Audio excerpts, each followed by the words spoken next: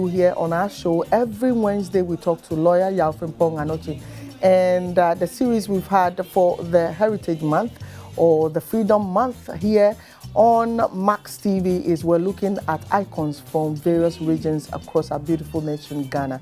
And today we talk about icons from the Ashanti region. And lawyer is seated. Lawyer, good morning. All right, so we're going to have a conversation with lawyer concerning the Ashanti region, some great icons from there. Lawyer, answer me no. Sima, any common for Ashanti phone.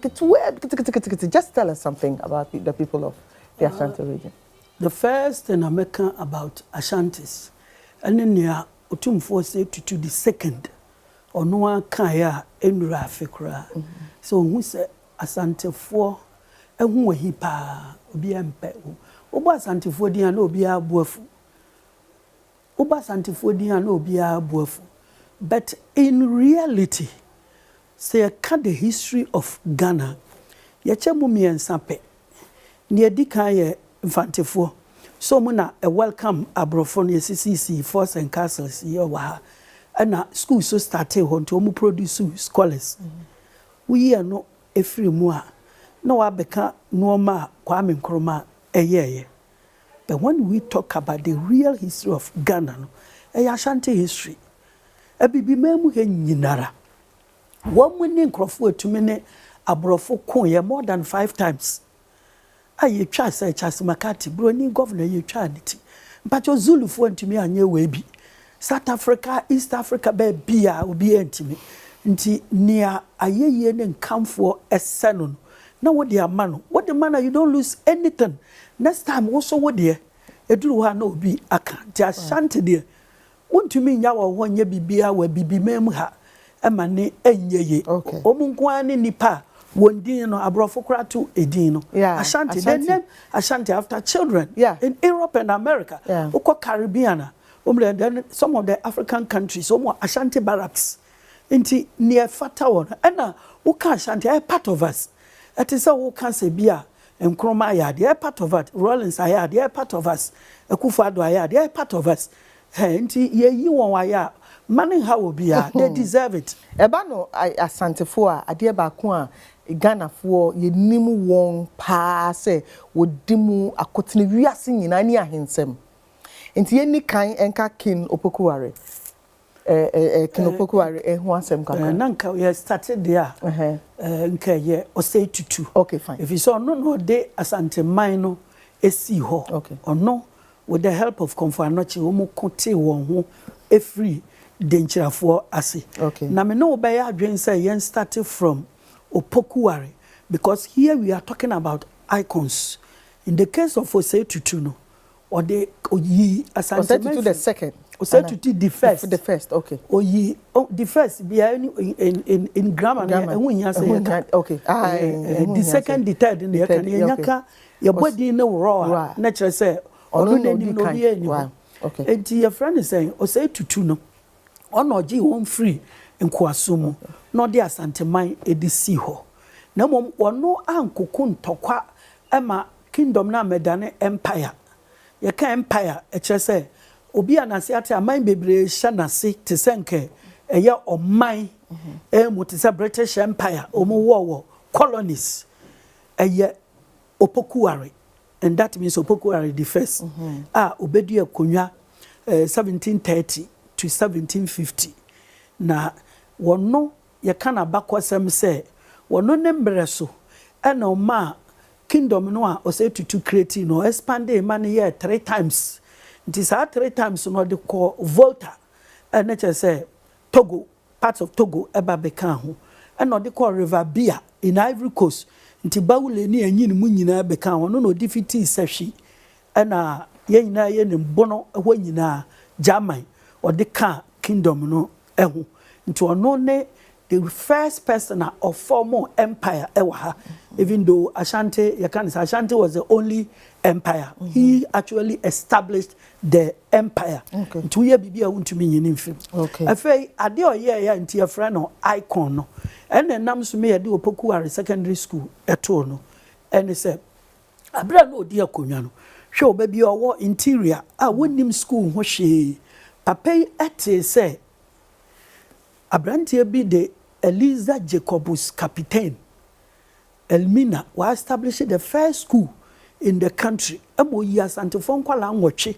eba se omumre mesua ade no momeye nkrachefo nti saa adwene we ye be nti na chese nya kon ho nsam enko ana papa no na wonim nimidie a etahye eno na nam so ma bra Roman Catholic for esi Secondary St. John's unse Saint din na daso Archbishop Porter Catholic priest din na daso ni atoso miensa in the same 1952 no na enkroma na nadamfo pa ne eyi prempe the second no se hwe se school no fa wonansi form na yamfa wona na opoku aredin to so na mehwe me yan kofa saint bi adi entoso because wona na no chen saint and ye create opoku are secondary school until nana we oye icon. Okay, let's look at Ebano Osei-Tutu any prempe the second now. Why any kind enka ne ho asem? Osei-Tutu our HCC. Osei-Tutu the second any prempe. Why na ubeka si any kind can asem? Oh, prempe de be Osei-Tutu be last. Okay, fine. So let's look at prempe. Okay. But you started from prempe first. Okay. You can want some ketuwe be what makes him an icon. Okay. Ghana for bebre entry won adwene NC so. Obedi akonya 1888. Now 1896 and Governor Maxwell a babeche ne yede no call first to Cape Coast Castle, second Elmina Castle, then Sierra Leone, Freetown Sierra Leone and Seychelles. Na mfia dodo a odi nyina no Seychelles Island no sanso na papai Nelson Mandela ono so yede no kokọ etu mu. Now Mandela a political prisoner. I can answer say the longest period in jail 28 years. Na Ghana for so agi atum na ye ka bi because of abakwasama yensuanti. Prempansu ye political prisoner. Ye de ne tu mu 1896 up to 1824.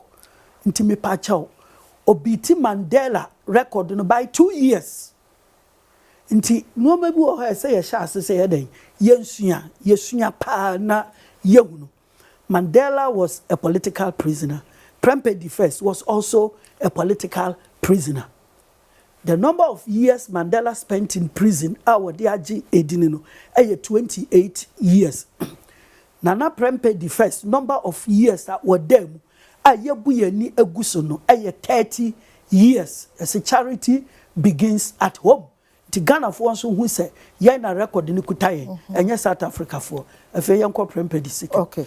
Prempe the second niema ono so ye icon kese ye pa no ene say obabedi akonwa ba prepare ye chain ne wofa no koy na prepare age say 1931 pa na ne saka akonwa no edie no di chei owu 1970 na dia ye de ba kai ne kese ye pa na ne say tamwa na Britain for epese esi another university West Africa in addition to Firabe College in Sierra Leone.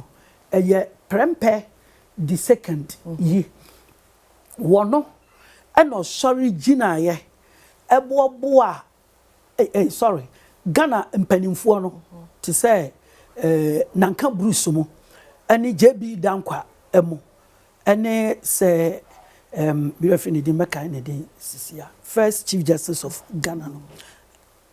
Akukosa, omu yina force say Yensi University no Ghana anye ye no. Na prempe no de adwene ba ye say yanjiji kokof woni nyina sika ni Yensi ya university. Eya de aya na pese ye bu ye ni digo so na sebe pani bi sorry o se ne nana na si University of Ghana nti yamfa din no emfantu no ye wo bia se ye doto na nka nkrani dehye na nka Bruce wono aide ne private radio station ya announcement me copy BBC say Yensi University wan tokwa beba ha sei ene prempen so abrofo ni gigire mu se omu ni sika bia omu di besi school no ena prempen se mu ni sika dia yen ye wo bi ena obia ma kokwakuafo ni nyina ukowe kokwa na ya te kakra to ne yate kakra to ho ne yate kakra to ho ntina University of Ghana second hall no akuafo hall ye de akuafo din e de to so and on sign de asase na to ho nti tama ono ne enkrandi a prepare na anye ye si no nkra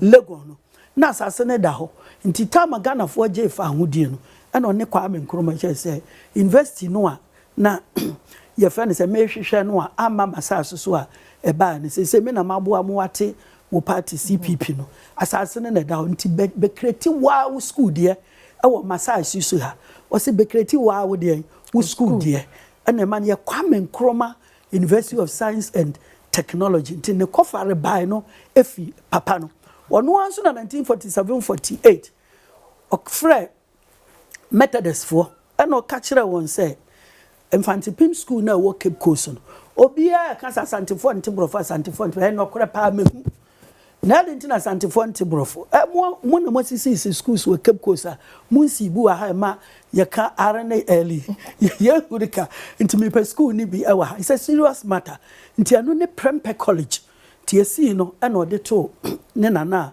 odi nanim no ne wofa no odi nanim no Prempeh defense me enya Prempeh College Methodist any Presby na kambo musi sa school no ono na address so ne esi Opokuware school ono so na ema the great Ashanti Youth Association led by Arara Mponsa Vito Wusu Krobo Disei Kwame Sana Poku Jantua Franklin Edubo Bijantua ete wo ho ekwadwan na Kwame Nkrumah no onya tumi no di break away from UGCC ete CPP no man abodi no wasagefo nti papa ni nye wo bia obetumu wire betumu afim abranso ne bufu Kwame Nkrumah no ono no me yete party wono ani fie ho National Liberation Movement. This man was an icon. He's an icon. Okay, so let's deal with the kings. Yemia him for no. Ntiemra Osetutu the second. Na fe yemia Neyemra and before I said to say yes and to. Yeah, okay, fine. Let's talk. Until I know you busa say yemtwani for no Emra life. If it's all no na as wo kan ye ho no. So let's deal with the Asante. Yeah, na Asante was ye icon. Yes. Mpacha wiase mu nyinara. Nipa a wotumi sori mu mientie ni you. O sorry ye. Na Kodeje ne man ejapade against a colonial intruder, external force, external aggression. A wotumi bo ho ban ye ya Asantewa. No one san kwaye bemempo no san ye oba. Meka oba wote ase se tete ho no na wiase ni nyina ye mema wiase. Even now Russia-Ukraine war, Ukraine cause the moment I will be pushing women and children to battlefield, the whole world will chastise you. Yes. Sabi yemfa ma enkwakon. Just say enemre mu no omo technology am to me handle. Oba betumi aka ship, a warship obetumi aka. And a war plane obetumi aka. Waka so onto bomb nso a obeto. Na to the forefront of the unity, memma na eko. Na maami wei etumi sorry ye. Na bra Asante man amoa. Ni enim se yakoshe abrofo nase. We were defeated in 1874. Yes, abrofo nase. Na broni ni se yakan ye gudia. Ene na so omusan beji sikadwa no nso ediko. And Asante for na tiase because at that time 2/3 of the Ashanti nation no e support abrofo no say yanye emfanko. Ena maami we ene ejesofo your friend is saying Kumase stool ena offenso stool ene kokofu original be kwai munyina no o any mampon munyina no gbakodi abrofo nachi but o man 1/3 of the army etumi gina ekon for 1 year they were defeated but their pride was kept intact in that omontumi amfa konya no anko na anytime bia nso yebeka ya Asante wa asem no me yewuni se ne enti omutumi defeat Asante no at that time was just because of bomb na ya invented bomb you find a Perry Martin bomb and they see Kumase post office were doom 12 o'clock about no me say premuato and no me defeat ya nananom na nya bomb ne de ankasante fo e be defeat 20 ye ni technology no and abrofo ewo bi emrebi can say superior weapons no ntime ma mo defeat yes a komuntumi omuntimi ye kan ya Asante asem so immediately mo me mo nana bidin nana afrane wa offense hima no a babia na golden stool no ehye ewo barekasi area ho akwa metua ene ne ba ekwaye ma abrofo no de Hausa soldiers bi buy so mu be fa akọ na afra ne wa no tumi organize offensive army no mu lay ambush kum wo mu nyina no mu ma golden stool no so edisie ansa na war no start nti se ye bo ya Asante wadin a esa Asante man kai na afra ne wa emi wan se yenya MBA secondary school bi emfanto na mi sure say nana otie me ese ye bibi de kai na afra ne wa so. All right, nti yemra ye nana so waboni din dia and let's handle. Ya won 1950. Okay. Na Kumasi wa obedi akonwa 1999 na noma bi wo no ho a nwanwa yi pa sabe ya kan Asante asem said the whole world anymore sika wo fie wo note kokoso enso hwe ba bi okọ school okọ se chirichie secondary school na omuna Anglican ya one day wanting Anglican their best school in Ghana decided nto ye common entrance o wanye o to school wanti nkobokobi but sabe untumi mfa o se chirichie to school sankasiye bi ho be ennan wo Asante memu humpo na wo de aduru Cape Coast but ehona papa no okọ no school ebiem university education no na nko betuma akọ Oxford, Yale, Harvard baby ya nso okọ ne na efe no UPS IPS afenso nke betuma tete no Queen Elizabeth fie wode no ko wanko mbeje no so British monarch na ne Ashanti war relationship nso ya tete no was a wiwi so ahimfie nti sa ho brasie we na amoldu papa no emena nyatema ama eni bie ni mobrofo ene nkwankwafo nyina nti anyam nwanwa so obedi akonwa no o create. All right, enkofo busa say lawyer nana bi ho asem nana bɛn na lawyer ka ye nana nti o se to the second I did one in the last Asante nti ono ni the last ya papa o se tutu a se o ti kokoso ni ho asem o story nti ase afi no mo be ka ye ho Facebook e na o mu busa 1999 ye do tumfo se tutu akonwa so se tutu ababio o friend ho ababio because of ono direct ohunsa akonwa no bia won the line no ne line there na directly related to or say to defense no opem so no nti no friend ho ababio and wa council say can na me buy no me de ekon na de buy say dia me de adwene ne adesua ani nimdie na aba nti we create otumfo education fund otumfo health fund na yanso yenim so a chancellor University of Science and Technology eno wachi no papa we nemra so and watimi ma asantefo ejapade a Asantefo japade a akwaka abrochire for the first time no not the first time the second time because opoku are the second nso yebi but major one pa egu museum Victoria and Albert Museum yana na etumi aye ma yensa aka no oman wese mu ntina se yede nase ne aye yie ma no fe ade o aya ode ahye oman nyina animunyam ene se yana na ba Queen Elizabeth II utwa ne hwe eban a oto anana no wonse do no wono ne wahene a abibimam he nyina no Prince Charles in the British Parliament trust pros and cons addition and subtraction si dabi nana we na say yede ne ba say ya latafo ya pa o bi sin kasada na of Sokoto ne a male of Sokoto wan mu nyina adani am fa bia anko dabi yede otumfo o say tutu the second ne kwa ntimi gidi se eti wo man ni nyina anim emfa ho se bia wonye ye friend say Asante ne no de ho hia nyame boye no ontumi nye ye nyina abrofo ontumi nye ye nyina nkramofo ana ontumi nye ye nyina asantefo ana semfantefo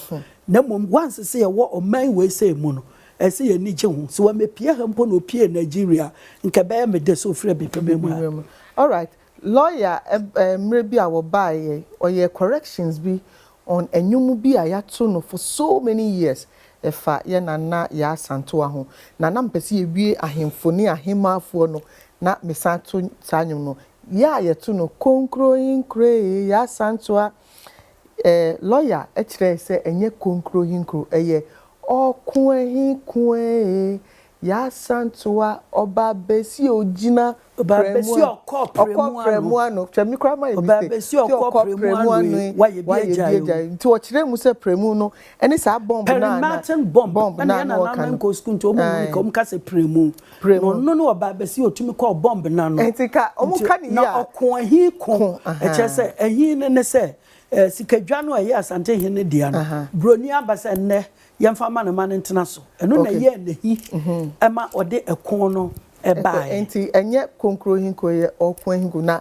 se na nanu betumi anka ni ye anko meka se oba besi ogina perimartin bomb anu e bato enti na se perimartin bomb amuka kan ogina premuano okay oba besi okọ premuano see a woman who was able to stand right in front of that bomb. That is all your back could draw for power. All right, so we've dealt with the royals and everything. All right, yamra ejakonimos. Ejakonimos. So ka music. So ka music ebetume yi asantephobia omo music no etashi ye pa. Let's start with the music a creative high life ewo omemu ha eye yamponsa. Eye Kumasi band bi a friend no the Kumasi trio na a boss anyum na started high life for Ghana na nipa no da no de Kwame Asare nti untumi nye bibi a ebema wire fi sa band de high life e bai efei Asante band na Asantini bi kwate band 1969 wo ebrochire friend Teddy Osei ote band ye friend Osibisa Osibisa on record is one band in the world that toured almost every country in the world, more than any band in the world. Almost toss, we are does on record. A does a band bia. Osibisa introduced African drums into world music. Osibisa introduced wrestling, Hrameya Yebwe into music. Osibisa in all the 70s, you know. Omo nyumbi ombebo bia first 10 in the world na omo hit charts no enti se wo bo Ashanti icons from Ashanti regional na edu musical untumi nyi ni din efrim na fei ejako nimo na nwom na oto no sa dadam no a oto no and only the original palm wine music ya shift aba high life no into the whole Ghana yenwoma yetu nyina no the only person on society free baby no ko obo nwom no ansa na high life eba na boga high life eba na hip life and hip hop mu nyina ebeba no eno no ejako ni mo to ye African icon wakọ to wo wiase baby ye recognize no ne din pa wodi wo wiase no Daniel Amponsa ye wo 1934 wo Fuase so etiase. Lawyer, questions Sankofu because today we want to deal with our Facebook comments as we go. Obviously a dia my general a champon with on funny saying yeah papa or say to I didn't think I would decide in my I am from so amona moy. Okay, because you what general Ignatius a champon and a more station how more okay, all right. Okay, so let's come to Professor So you should apologize to and I was for Madama. Those of us interacting with us on Facebook, you questioned why we used general something like that. And so it's a typo. We apologize for that. We would bring the right name. Thank you so much. Yamra, Yepapa, Professor SKB Asante. So, na yentwa so. Professor SKB Asante. So we are Asante ho asema. Obiye ni say eye ntokwa na wo munim. Ane edwadie mu. Mpacho school so ma kobi pa. Papa eye oman hene e Asante Asokore. Oye a member of the World Academy of Arts and Sciences. The whole World Academy of Arts and Sciences because of the nimidienti. O trainee as a lawyer. No baba ye lawyer Emma United Nations Center for Transnational Corporations and the whole of Africa. He is a head of arbitration.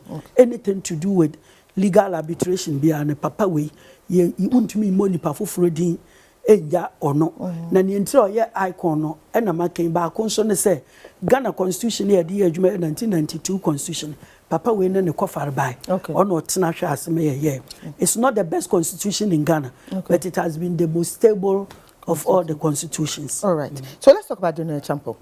General Champong so ye obia Ghana ni bia onye bias no all kind pain onye bias no obaka kire so mampani o develop Ghana pa e Kwame Nkrumah nyotoso bi mienu ye Champong sa 72 to 78 6 years no waye no ma pa ono no ye dam foforo de ma ye pon dam na ono ni pito ye ukosiri mo tisense fufu aye no wono no ye ho factory yetumi package pito wo bottle mo export ko abrichire cotton ne fa ne tiger pito afen so establish nasia rice na at the world level na man di gd no and so ono no yi Ghana every sa feet and inches e dey call metric system ono so no yi Ghana from left hand drive to right hand drive we sentran can assembly say very good. I know that so any fan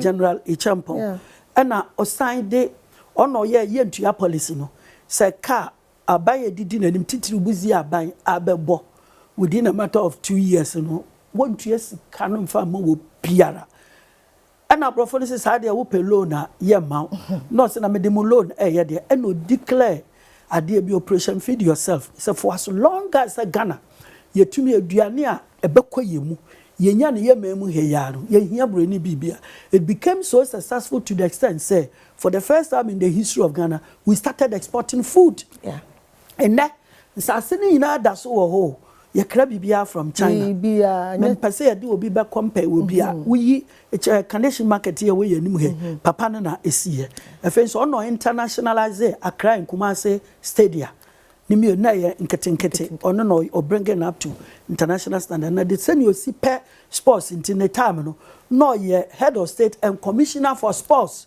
say na Nkrumah ye president and minister for sports nti anyame wan was 1978 African Cup of Nations oje edimai captain no owu enura chios enura ye fe na wuli kwe nti Champong be ye bi edima o man no na kase pa the whole world ye wire so emfina me de kai no say wono tama ye listening to the army no besi nne ono nkoa ni nipa o say ukọ enakura google bo list of lawyers ube hu Anokye di was doctors wedding was any year would you pass it out.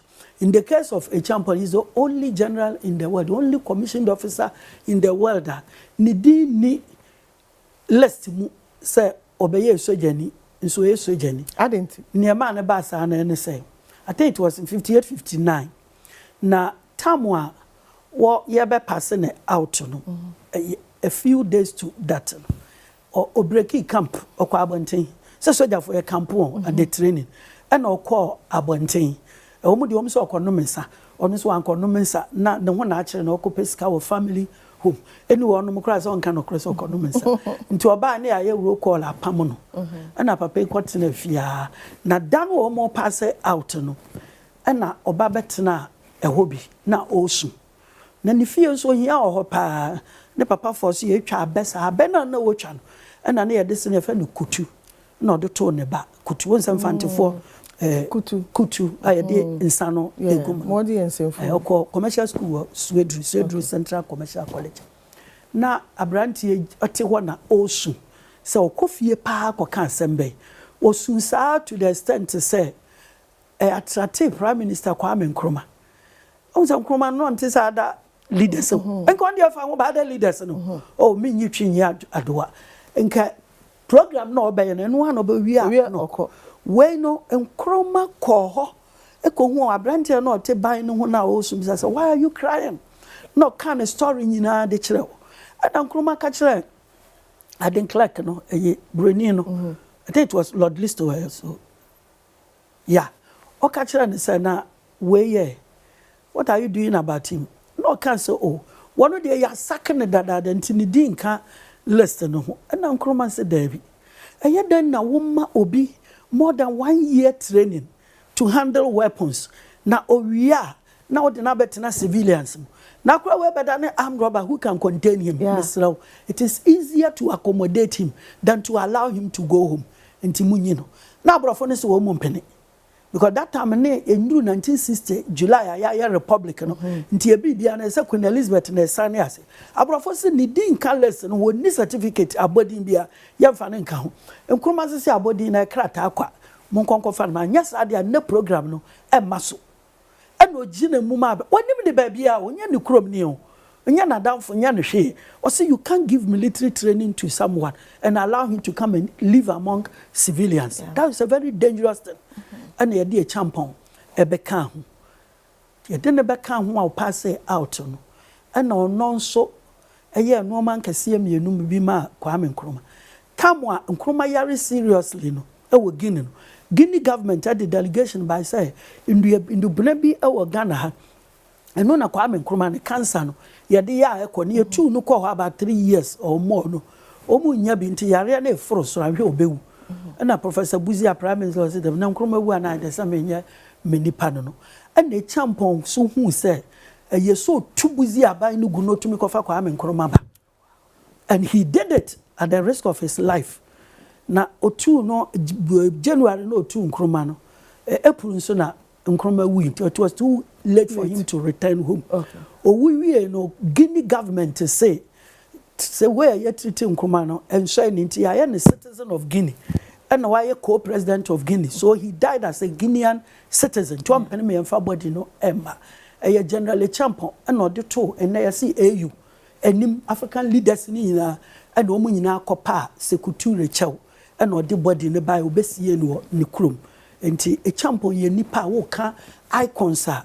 Se me yini free mu a mfi say Nyankopon fa me bone. All right, yeah, that's it. Let's come to Professor Florence Dolphine. Professor Florence Dolphine ko for bebredi na da no so no omu ye mistake if you say e ka so ye nzimani na mistake ne nya won fault ne papa no ye a very respectable Methodist priest no ye nzimani and on san ko ware nzimani bema nti na ma nzima no a ewo ne mu no aye too much it is am so meso me nya Ashanti na papa ya Ashanti ni ana me yere so ye Ashanti ni then say me ma no so ye Ashanti for tiama nkofo se me Ashanti bias Debbie me nzimani na Professor Dolphine ono me de na opposite o ya Ashanti ni one Kwame Pianim efiri kuro ba akoso now mami ya won 1938 okwa Wesley Girls High School, University of Ghana and University of London no wa ben into a first degree near jump on mokoye PhD straight no ne first oba e wo Ghana ha obeye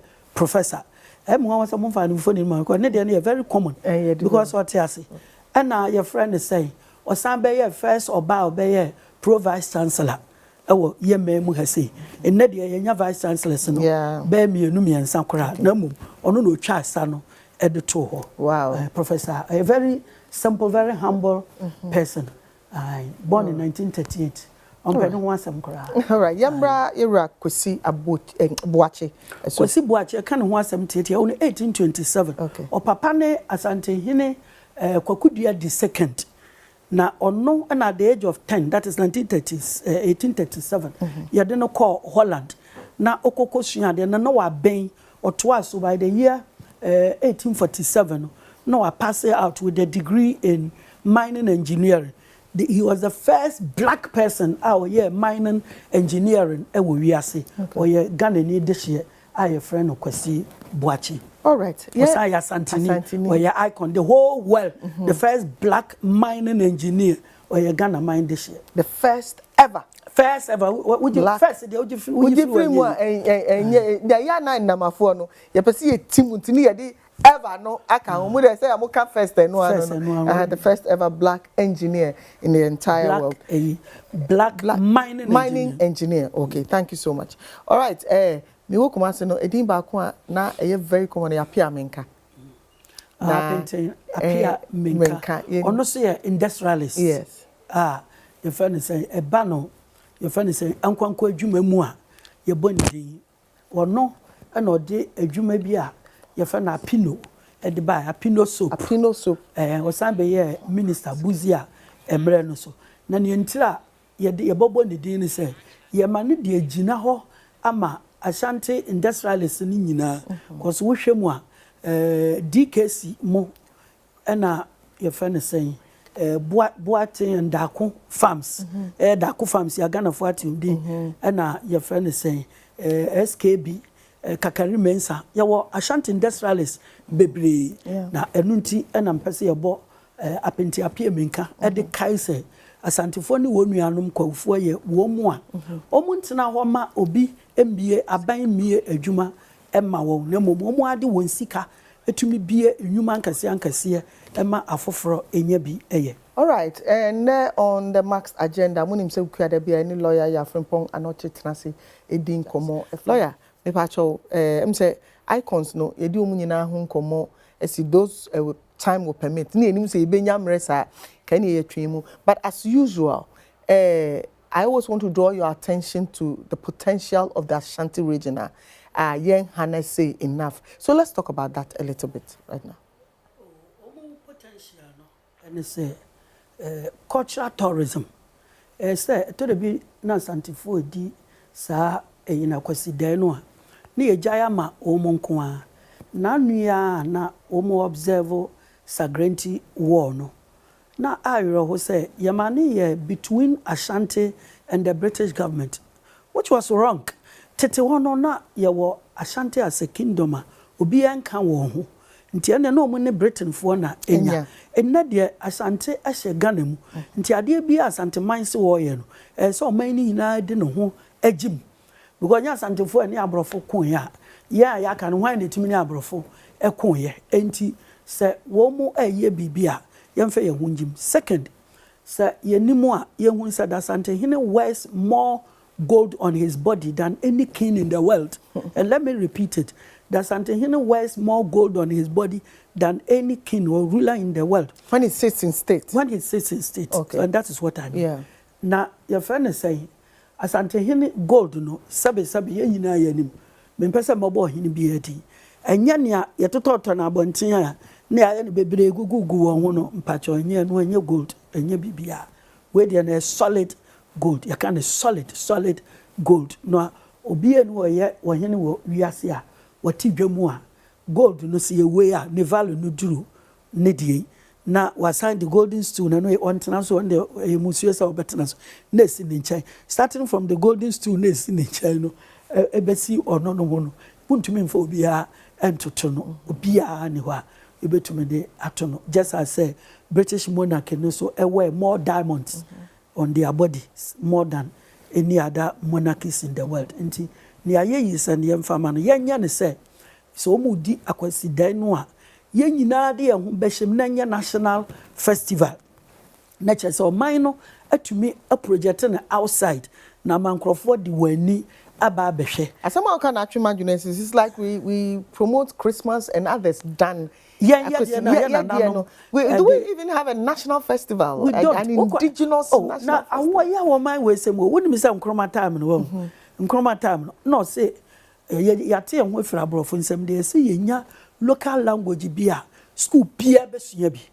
Na chese no nso abeye national language. Wouldn't me say committee no tena ase no.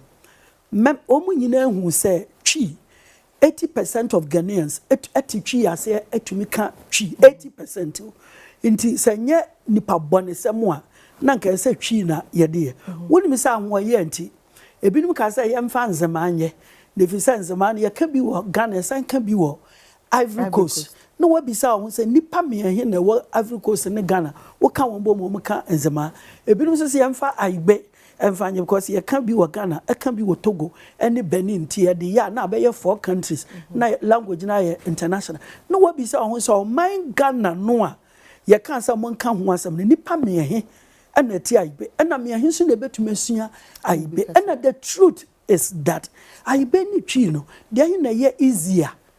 Me kasa nzema no, enye easy to learn. But twi de mobi medi obi mfri dagomba na ewe onzema land emko Kumasi in a matter of 2-3 months no kakasa ni and I can assure you for 2 or 3 months ensua ibe dagomba na nzema ema ni yeye na ya na yenka nokre. The languages have luckily Professor Senna and a woman has stated, say, in less than 100 years, the whole West Africa will be speaking Twi. The idea of fata will be the young mano, a drew so dear near the amount, like the air who bet your channel. And do I internationalize and send your wookie, Winniba, the Abuachere. Ya internationalize, no one say Ghana, ya package, your festivals, no time saying the yedi, now Bakumasia, Utumfo. Ne museum no e yo man ni na edia se Charles Makati litino eda so e wo ho ukwa ubehu no wahena no so Britain for ne omo ye ne se ade bia Queen Elizabeth ase na ode hihye ne ho no omo ye duplicates e wo museum until you can have a feel of it. Yes, so mine to me e ye bi ye replicating the bebre se golden stool na ye replicating e wo museum say na ete ne color no so say na ete nti na back original one is gold na mom wa hu na no na hu no we a the same KN UST is a educational tourist site a school na fe ye pa eso wo ko Lake Bosomentwe see to me a popularize no macro free baby eba ebehwe enu achi no ye hu ni Ashanti for a very industrious people a wo mo pe adwuma wo mo pe adwuma pa nti won crofo to me bie adwuma no yan sua bibi mfiri mu one sani amanfo betuma try say ombeye bi na mo ayro ho sem ewo ni say o man we enya Asante fonko wo ba no kwawu ene nkra ha na mfante ba bi a wo mo bi adwuma nyina within a matter of generation na adwuma no a collapse yan sua school fo nsua the reason adenti na enimado ni sika no eni hobium what you say in recent times we can talk about poku trading. Poku transport. Poku transport, I beg your pardon. Who are UK that's an Ocean Fisheries Limited, Mankwaji Fisheries. Yes. And no near idea say your school for one esuya say a bibi memha and ya bibi memha Ghana has say no.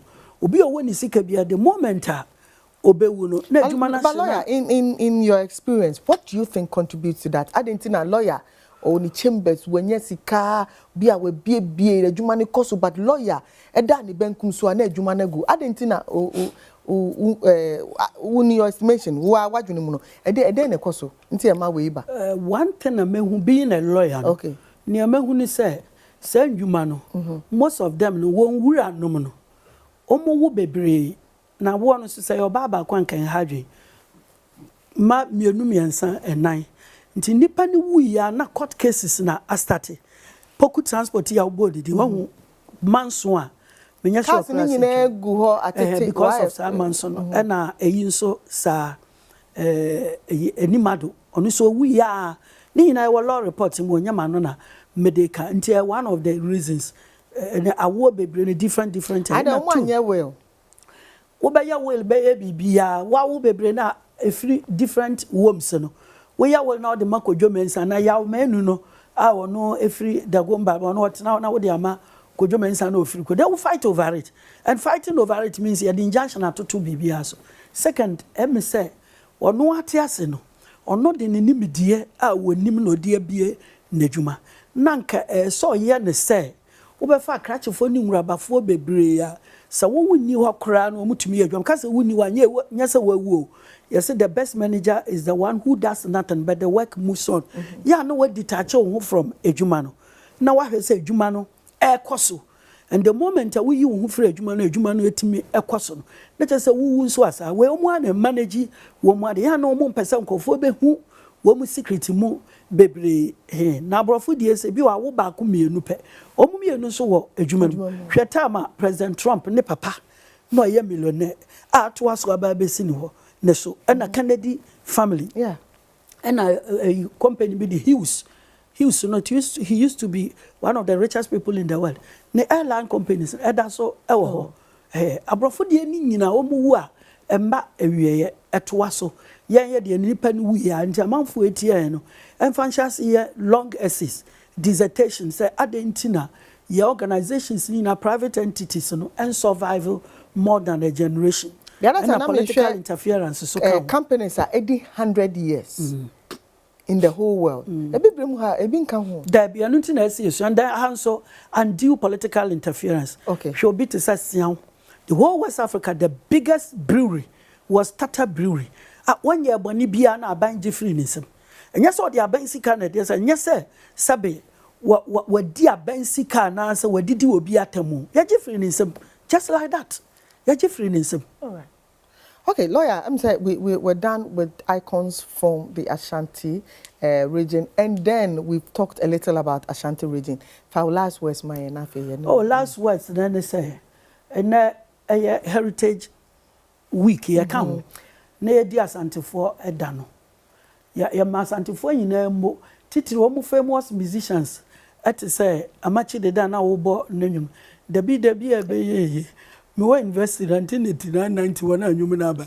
I don't know here any number the children me. And I know Lumba and so on you be. Or say, back me, Mimpa Boni. Mimpa Bonio. Tell me so friend, I don't say that me papa. Now the tutor. I say we are Corana, Wochua. The be so what on you ma, who bet to me the architect. Wo you read me person you mean na Santini be so to you pa Thomas Frimpong. Hey, although you were Namidono. No, and Bakwe Ashanti Brothers. Oh, Ashanti Brothers. Hey, I said me sana media nyado. Ma hwehwe mo. Sana media nyado. Okay. Onja bibia maninka na minye biomo menu mi hu. Okay, Ashanti Brothers the boss. Okay. Ono ani di mi real finish and a band need the Ashanti Brothers. Okay. All right. I was for any lawyer we young komo sound so shown and so has come to an end. Onyankopon aduma ochna e yawada. Many kwajoba betna sinemu. We're not leaving until we talk about this. So what is this? What is this? Okay, and that's and I don't know about studio her. Auntie unim niding. Okay, so I'll go to Facebook and check your answers. But right now we want to put the answer there. Oh, now because I'm the answer need to hope I dey.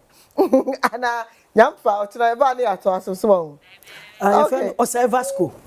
Musician fan observer school. All right.